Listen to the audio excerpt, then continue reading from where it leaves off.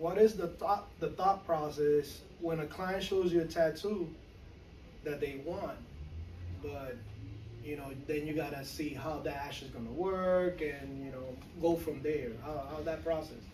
It really takes work. It's not something that's just gonna come to you like that. It takes putting in the effort and looking at every aspect of the situation. Where are they putting it? How is the tattoo going to fit on their body? Can everything that they want to put on their body fit? Sometimes people come up with so many ideas that are vast, and you just don't know which direction they're gonna go. You have to break it down, find out a solution for those things and how to fit them, and then do the work, the in-between stuff, molding everything together, modifying it to make it work. Nice. And looking at a positive output, how to explain that to the client without them feeling like the idea was not good. It's just it needs elaboration. That's the hard part. Your bedside manner. Yeah. How to work Not that. everybody wants to hear that their idea is not gonna work.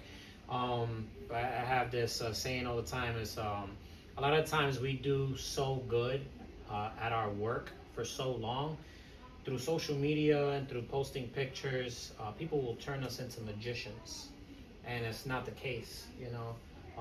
It takes a lot of effort to try to get something to work for somebody. It's just not easily done. If you care, it's gonna be even harder because you want that tattoo to be meaningful. You want it to be as close as to the meaning that they wanted when they first had the idea. Because a lot of people, when they come up with their ideas, the first thing they think of is, how would this translate to everyone else? Will they understand it? Could it tell a story? That's when it becomes hard, because then you have to create a composition to fit that storytelling, and then you have to fit that composition on the body. It's not going on a paper, which was much more easier to do.